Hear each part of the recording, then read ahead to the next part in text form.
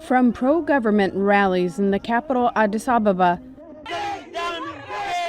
to protests in the U.S. capital Washington, hostility toward media covering Ethiopia has been palpable since war broke out in Tigray in 2020, with accusations of false news and bias leveled at journalists in the streets and online. Foreign correspondents who came to Ethiopia to cover developments like the Grand Ethiopian Renaissance Dam or the liberation of political prisoners say access has quickly evaporated. Certainly after the war began, it became far more difficult than it had been before.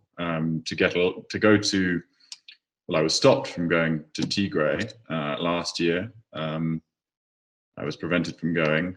That's Tom Gardner, a correspondent for the British newspaper The Economist. The Ethiopian government expelled him from the country in May. Gardner has covered Ethiopia for 5.5 years. Then came political turmoil and protests, and with it, harassment. Then there was always potential problems with police, local security forces. I had run-ins with the police and in Amhara, for instance, last year.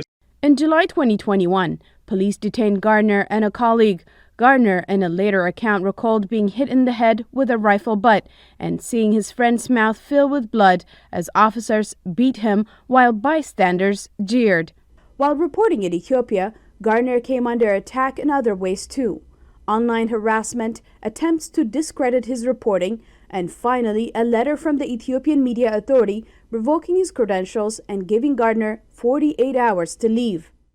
The government was incredibly vague in the letter they gave me revoking my license. They referred to sort of unspecified,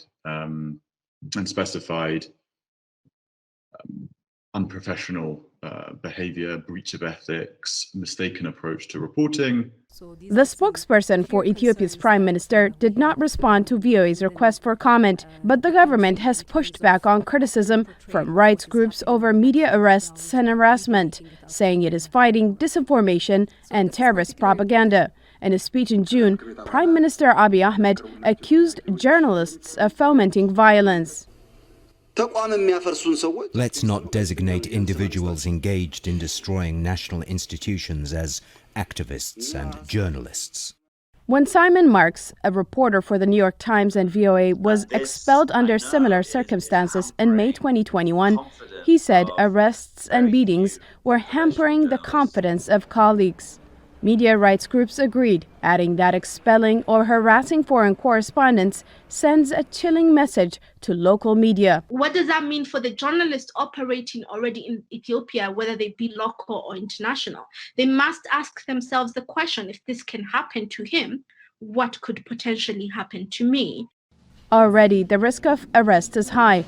The state-funded Ethiopian Human Rights Commission says authorities detained 54 media workers between July 2021 and May 2022.